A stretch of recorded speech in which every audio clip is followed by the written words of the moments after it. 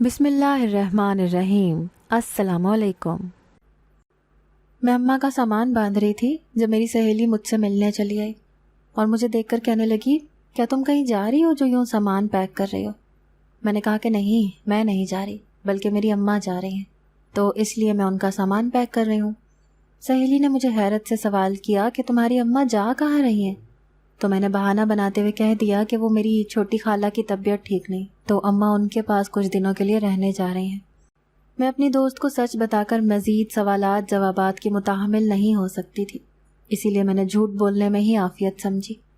اب میں اسے کیا بتاتی کہ میری ماں ایک مزار پر 40 دن کا چلہ کاٹنے جا رہی ہیں، وہ بھی صرف اس لیے کہ میرا کسی اچھی جگہ رشتہ ہو جائے۔ کوئی بھی یہ سنتا تو اماں کی ذہنی حالت پر شک کرتا اور 100 سوال کھڑے کرتا کہ ایک اکیلی عورت کو یوں کسی مزار پر جا کر رہنے کی ضرورت ہی کیا ہے۔ شاید میرا کوئی باپ یا بڑا بھائی ہوتا تو وہ اماں کو جانے سے روک لیتا، مگر یہی تو مسئلہ تھا کہ میرا کوئی بڑا بھائی یا باپ نہیں تھا، ورنہ نوبت اس حد تک آتی ہی نہیں کہ اماں کو میرے رشتے کے لیے پریشان ہونا پڑتا۔ میں نے اماں کا سامان باندھ دیا اور اپنی سہیلی کو لے کر چھت پر چلی گئی۔ وہ مجھے اصل میں اپنی شادی کا کارڈ دینے آئی تھی، کیونکہ اس کی شادی طے ہو گئی تھی۔ اماں کے جانے کا وقت ہو رہا تھا اور میں دعا کر رہی تھی کہ میری سہیلی اماں کے جانے سے پہلے ہی اپنے گھر کو چلی جائے، کیونکہ میں نہیں چاہتی تھی کہ اماں کے منہ سے غلطی سے بھی نکل جائے کہ وہ کہاں جا رہی ہیں۔ میری دعا قبول ہوئی اور کچھ دیر بیٹھنے کے بعد میری سہیلی اپنے گھر کو چلی گئی۔ اس کے جانے کے 10 منٹ بعد ہی اماں بھی مجھے آوازیں دیتے ہوئے سامان لانے کا کہنے لگی۔ میں نے اماں کا سامان اسے پکڑایا اور ایک دفعہ پھر سے اس کو جانے سے روکنا چاہا اور کہا کہ اماں، تمہیں جانے کی کیا ضرورت ہے؟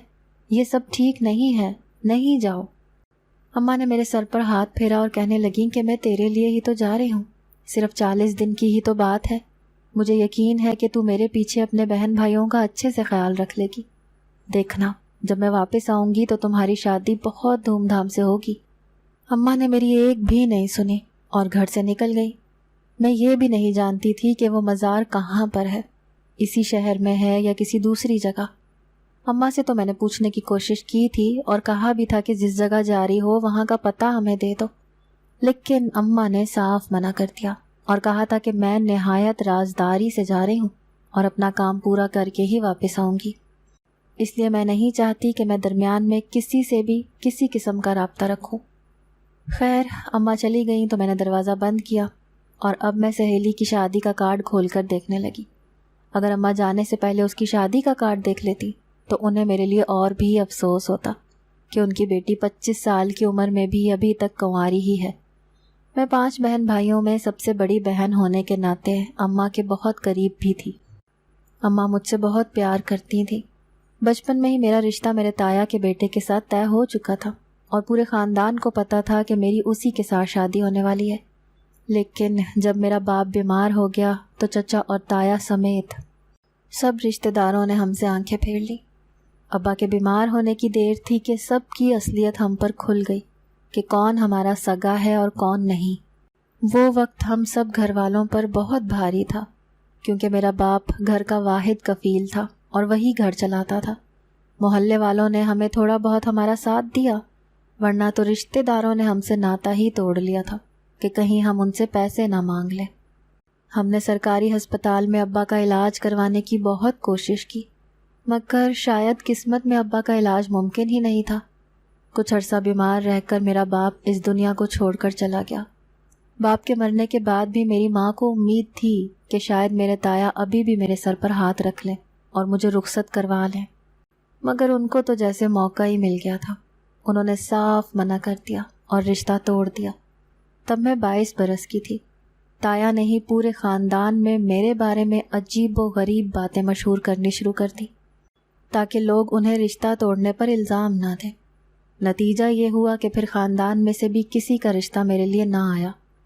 اس صورتحال نے میری ماں کو بہت پریشان کر دیا تھا۔ وہ لوگوں کے گھروں میں جا کر کام کرنے لگی تھی اور میں نے بھی کچھ بچے گھر میں ٹیوشن پڑھانا شروع کر دیے تھے، جس کی وجہ سے ہمارے گھر کی دال روٹی چلنے لگی، مگر اماں کو ہر وقت میرے ہی رشتے کی فکر لگی رہتی تھی۔ ابھی تک خاندان میں سے اور نہ ہی خاندان سے باہر کسی نے میرے رشتے کا پوچھا تھا، اور یہ صورتحال ایک ماں کے لیے کس قدر تکلیف دہ ہو سکتی ہے ایک بیٹی بخوبی سمجھ سکتی ہے۔ میری عمر 25 سال ہو چکی تھی اور میری ساری کی ساری سہیلیاں اور کزنز وغیرہ کی شادیاں ہو چکی تھیں اور صرف میں ہی بچی تھی۔ کچھ دنوں پہلے محلے کی ایک عورت ماں کے پاس آ کر بیٹھی تھی اور اسی نے ماں کو اس مزار پر جانے کا مشورہ دیا تھا جہاں جا کر 40 دن رہا جائے اور منت مانگی جائے تو ہر منت پوری ہوتی ہے۔ میں ان مزار اور ان منت وغیرہ کی باتوں کو نہیں مانتی تھی، اسی لیے میں نے ہر ممکن کوشش کی کہ اپنی ماں کو وہاں جانے سے روک سکوں، مگر اماں نے میری ایک نہیں سنی اور اس مزار پر 40 دن گزارنے کے لیے چلی گئیں۔ اماں کے جانے کے بعد گھر بہت خالی ہو گیا تھا۔ مجھ سے چھوٹی 2 بہنیں اور 2 بھائی تھے جن کی ذمہ داری اب میرے ہی سر پر تھی۔ اماں کو گئے 5واں دن تھا جب میرا چھوٹا بھائی اچانک کھیلتا ہوا باہر سے گھر پر آیا اور مجھے کہنے لگا کہ آپا میں نے اماں کو دیکھا ہے۔ میں نے چونک کر پوچھا کہ تم نے اماں کو کہاں دیکھ لیا؟ تو کہنے لگا کہ میں جہاں کھیل رہا تھا وہاں سے میں نے اماں کو گزرتے دیکھا تھا۔ میں حیران کہ اماں تو 40 دن کے لیے چلی گئی تھی، تو اب کیا واپس آ گئی ہیں؟ اور اگر آ گئی ہیں تو گھر پر کیوں نہیں آئی؟ میں کافی دیر اماں کا انتظار کرتی رہی کہ شاید وہ گھر واپس آ جائیں، لیکن پورا دن گزر گیا اور پوری رات بھی گزر گئی۔ اماں واپس نہیں آئی تو مجھے لگا کہ شاید میرے بھائی کو غلط فہمی ہو گئی ہوگی۔ اماں نے جاتے ہوئے اپنے کمرے کو بھی تالا لگا دیا تھا۔ اب ایک ہی کمرے میں ہم سب بہن بھائی رہتے اور سوتے تھے۔ جب بھی محلے میں سے کوئی آتا اور میری ماں کے بارے میں سوال کرتا تو میں فوراً سے بہانہ بنا دیتی کہ اماں چھوٹی خالہ کے ہاں رہنے کے لیے گئی ہیں۔ میں گن گن کر دن گزار رہی تھی کہ کب میری ماں واپس آئے، اور آخر کار 40 دن پورے ہو گئے۔ جب اماں گھر پر واپس آئی تو اماں کو دیکھ کر ایک لمحے کو تو میں پہچان ہی نہیں پائی۔ اماں کی تو جیسے کایا ہی پلٹ گئی تھی، وہ بیوہ سے یکدم ہی سہاگن لگنے لگی تھی۔ اس کی رنگت پر بھی کافی فرق پڑا تھا اور اماں کا لباس وہ نہیں تھا جو کپڑے میں نے اس کے ساتھ بھیجے تھے۔ میں نے مشکوک نظروں سے اماں کو دیکھا اور کہا کہ اماں یہ سب کیا ہے؟ اماں کہنے لگیں کہ میں نے کہا تھا نا کہ تیرا رشتہ میں پکا کر کے رہوں گی، تو میں نے تیرا رشتہ پکا کر دیا ہے۔ 1 مہینے بعد تیری شادی ہے۔ مجھے سمجھ نہیں آیا کہ اس بات پر میں خوش ہوں یا ناراض۔ بغیر مجھ سے بات کیے اور بغیر میری مرضی جانے اماں نے میری زندگی کا اتنا بڑا فیصلہ کر دیا تھا، اور مجھے اب بتا رہی تھیں۔ اماں کہنے لگیں کہ تو فکر مت کر، کل ہی تیرے سسرال والے آ جائیں گے تو تم اپنی آنکھوں سے سب دیکھ لینا اور اپنی تسلی کر لینا۔ مجھے سمجھ نہیں آ رہی تھی کہ یہ بیٹھے بیٹھے اماں کو اتنا اچھا رشتہ کہاں سے مل گیا جو وہ خوشی سے جھومتی پھر رہی ہے۔ میں نے اماں کا سوٹ کیس کھول کر اس میں سے کپڑے واپس الماری میں رکھنا چاہے تو میں چونک گئی، کیونکہ بیگ میں تو سارے ہی نئے کپڑے تھے۔ یہ سارے نئے کپڑے اماں کو کس نے دلائے؟ مجھے یاد تھا کہ جب اماں گھر سے جانے لگی تھی تو اس کے پاس صرف تھوڑے سے پیسے تھے جو بمشکل کرائے کے بنتے تھے۔ اتنے مہنگے ملبوسات ہم نے ساری زندگی میں نہیں دیکھے تھے، تو پھر خریدنے کا تو سوال ہی نہیں بنتا تھا۔ میں نے اسی وقت اماں کو آواز دے کر بلایا اور پوچھا کہ اماں یہ سب کہاں سے آیا؟ تو اماں کہنے لگیں کہ تیرے ہونے والے سسرال والے بہت ہی زیادہ امیر ہیں، انہوں نے ہی مجھے شگن کے طور پر یہ سارے کپڑے دیے ہیں۔ مجھے جانے کیوں اماں کی بات کا یقین نہیں آیا، لیکن میں چپ کر گئی کیونکہ اس کے علاوہ اور کوئی چارہ بھی نہیں تھا۔ اگلے دن میرے سسرال والے آئے تو ان کے ساتھ لڑکا نہیں تھا، حالانکہ میں اسے دیکھنا چاہتی تھی کہ کس لڑکے سے میری شادی ہونے جا رہی ہے۔ اماں نے کہا کہ تو فکر مت کر، لڑکا بہت ہینڈسم ہے اور اچھا خاصا کماتا بھی ہے، تجھے ساری عمر خوش رکھے گا۔ تو میں نے بھی اپنے دل سے ہر قسم کے وسوسے کو نکال دیا اور شادی کے لیے ہاں کر دی۔ میری شادی میں ابھی کچھ ہی دن باقی تھے جب میں نے اماں کو ایک عجیب حرکت کرتے ہوئے دیکھا۔ اماں نے اپنے پرس میں سے مٹی نکالی اور پانی میں ملا کر پینے لگی۔ کیونکہ میں نے اسے ایسا کرتے پہلے نہیں دیکھا تھا، اسی لیے میں دنگ رہ گئی کہ یہ اماں کیا کر رہی ہے۔ میں نے جا کر اماں سے سوال کیا تو کہنے لگی کہ میں تجھے بتا دوں گی، لیکن ابھی نہیں، جب تیری شادی ہوگی تب۔ خیر میری شادی کون سا دور تھی، کچھ دنوں بعد ہی میری شادی کا دن بھی آ پہنچا۔ میں نے اپنے نکاح پر ہی اپنے شوہر کو دیکھا تھا، اور یہ دیکھ کر مجھے خوشی ہوئی تھی کہ اماں نے میرے لیے ایک اچھی شکل و صورت کا لڑکا پسند کیا تھا۔ جب میں رخصت ہونے لگی تو اماں نے مجھے گلے لگاتے ہوئے میری مٹھی میں ایک پڑیا سی پکڑا دی اور میرے کان میں سرگوشی کرتے ہوئے کہنے لگی، یہ وہی مٹی ہے جسے اس دن میں پانی میں گھول کر پی رہی تھی۔ یہ یہاں کی عام سی مٹی نہیں ہے، بلکہ میں اسے مزار سے لے کر آئی تھی اور اس پر پڑھائی کی ہوئی ہے۔ یہ تمہارے لیے میری طرف سے شادی کا تحفہ ہے۔ میں دل ہی دل میں حیران ہوئی کہ بھلا یہ کیسا تحفہ ہوا۔ تو اماں نے سرگوشی کرتے ہوئے کہا کہ ایک خاص راز کی بات ہے جو میں تجھے کل بتاؤں گی، تو بس اس مٹی کو کسی کی نظروں میں مت آنے دینا۔ میں نے ایسا ہی کیا اور جا کر وہ مٹی کی پڑیا اپنے سامان میں چھپا لی۔ اگلے دن ولیمے کے بعد میں اماں سے ملنے گئی تو میں نے پوچھا کہ اماں وہ مٹی تم نے مجھے کیوں دی ہے اور اس کا کیا کام ہے میرے پاس؟ اماں کہنے لگی کہ اس مٹی کو معمولی مت سمجھنا، جب بھی تیرے شوہر کا تیرے سے جھگڑا ہو تو اس مٹی کو پانی میں گھول کر بلکہ شربت بنا کر اسے پلا دینا، پھر دیکھنا وہ کیسا تیرا غلام ہو کر تیرے آگے پیچھے پھرے گا۔ شوہر کو قابو میں رکھنا بہت ضروری ہوتا ہے، ورنہ عورت کے قدم مضبوط نہیں رہتے۔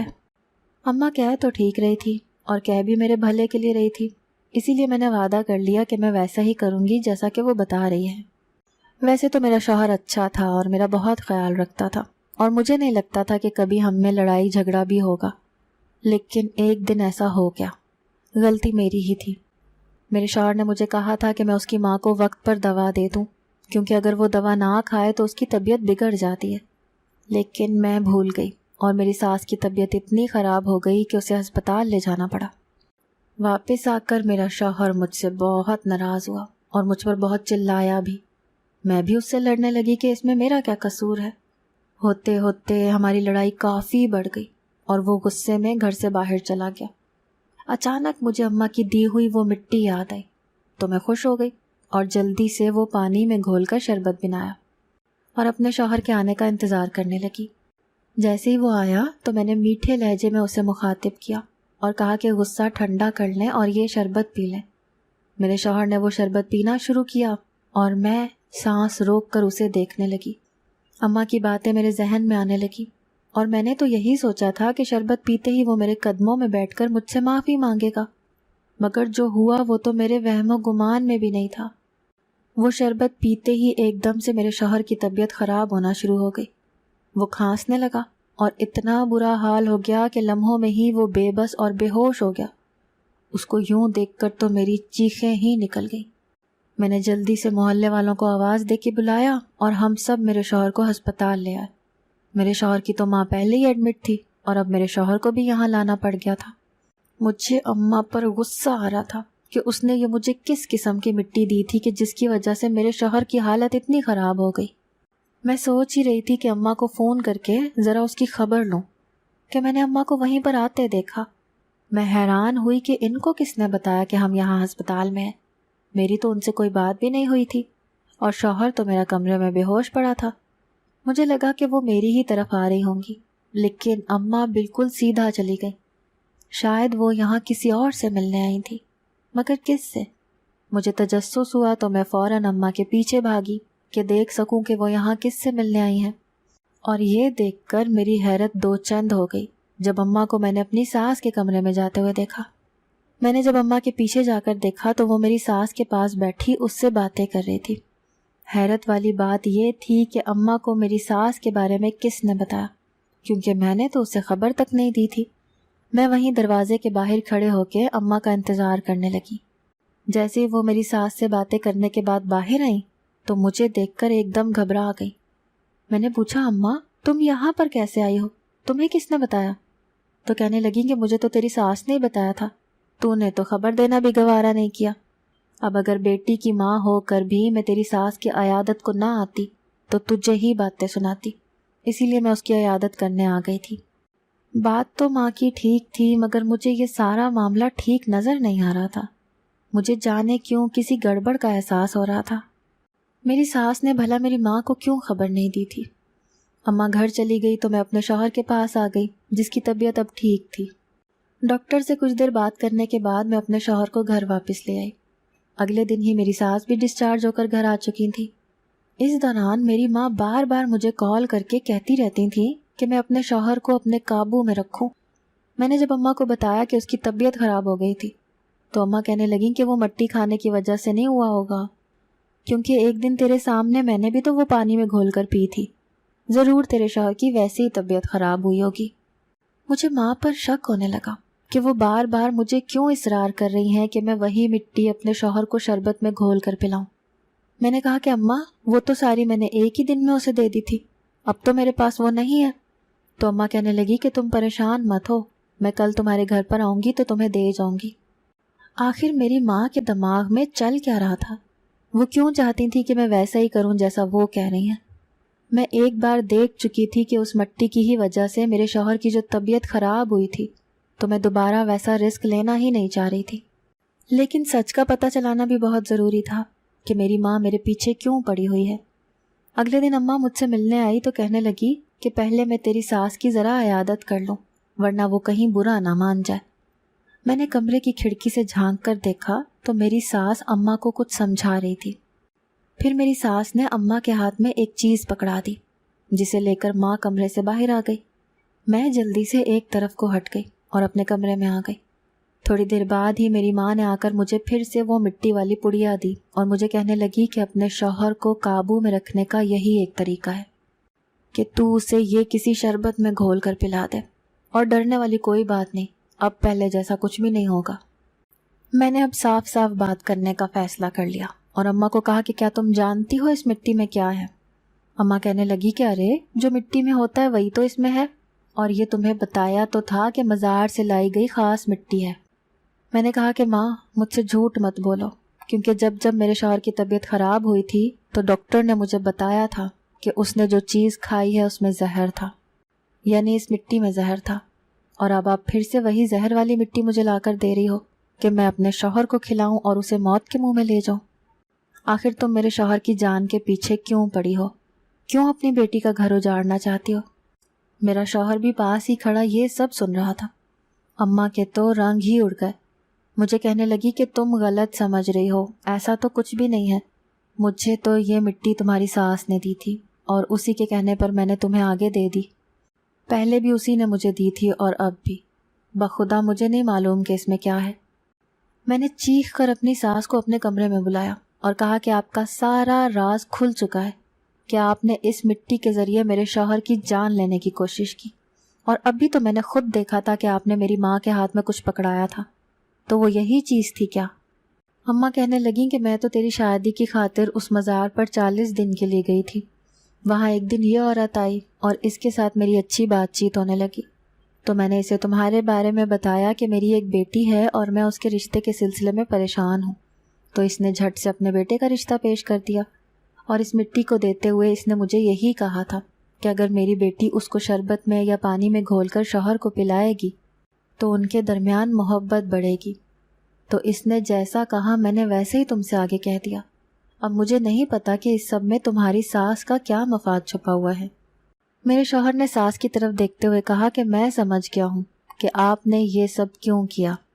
آپ مجھے راستے سے ہٹانا چاہتی ہیں تاکہ یہ ساری دولت اور جائیداد آپ کے اور آپ کے بچوں کے نام ہو جائے۔ آپ اب تک میری ماں بننے کا ناٹک کرتی رہی، جبکہ حقیقت تو یہی ہے کہ آپ سوتیلی تھیں اور آپ نے سوتیلا پن ہی دکھایا۔ میری ساس نے چیخ کر کہا کہ ہاں، میں تمہاری سوتیلی ماں ہوں، اور سوتیلی ماں کبھی سگی نہیں بن سکتی۔ میں اداکاری کرتے کرتے تنگ آ گئی ہوں۔ میں چاہتی تھی کہ تم کو کسی ایسے طریقے سے راستے سے ہٹاؤں کہ ہم لوگوں پر الزام نہ آئے، اسی لیے میں نے تمہاری بیوی کا سہارا لینے کا سوچا۔ اس طرح اس کے سر پر یہ سارا الزام آتا اور ہم لوگ بچ جاتے، تمہارے حصے کی دولت بھی ہم لوگوں کو مل جاتی۔ یہ تمہاری ساس ایک بہت ہی بے وقوف عورت ہے، لوگوں کی باتوں میں بڑی آسانی سے آ جاتی ہے۔ اسے کسی بے وقوف نے مشورہ دے دیا تو یہ مزار پر جا کر دن رات منتیں مانگنے لگی، تو میں نے بھی اس سے فائدہ اٹھانے کا سوچا۔ اس کو اپنی دوست بنایا، مہنگے مہنگے کپڑے دیے اور اپنا ہم خیال بنا کر اس کی بیٹی سے تمہارا رشتہ طے کر دیا۔ میں اس مٹی میں زہر ملا کر تمہیں ہمیشہ ہمیشہ کے لیے راستے سے ہٹا دینا چاہتی تھی، اور یہ سارا کام میں نے ان دونوں ماں بیٹی کے ذریعے کروانا تھا تاکہ انہی پر الزام آئے۔ میں چاہتی تھی کہ تم لوگوں کا جھگڑا ہو تاکہ یہ تمہاری بیوی اسی بہانے سے تمہیں وہ مٹی والا زہر کھلا دے، مگر تم لوگوں کے درمیان کوئی جھگڑا نہیں ہوا، تو میں نے جان بوجھ کر اپنی طبیعت خرابی کا بہانہ کیا تاکہ تم اس سے جھگڑو، اور ویسا ہی ہوا، مگر آخر میں تم بچ گئے۔ اسی لیے میں نے آج پھر تمہاری ساس کو بلا کر یہ کام نمٹانے کا سوچا۔ ساس کی زبانی یہ سب سن کر میں نے شکر ادا کیا کہ اس کی سازش کا پردہ موقع پر ہی فاش ہو گیا، ورنہ اگر اس کی سازش کامیاب ہو جاتی تو مجھے تو ناقابل تلافی نقصان پہنچ جاتا اور میں اپنے شوہر کو کھو دیتی۔ میرے شوہر نے اسی رات اپنا سامان اٹھایا اور مجھے لے کر ایک الگ گھر میں شفٹ ہو گیا۔ اماں نے مجھ سے اور میرے شوہر سے معافی مانگی کہ اسے اس بارے میں کچھ علم نہیں تھا۔ میں نے بس اتنا ہی کہا کہ اماں، جو مقدر اور نصیب میں لکھا ہوتا ہے وہ مل ہی جاتا ہے، اس کے لیے درباروں پر جا کر چلے کاٹنے کی ضرورت نہیں ہوتی۔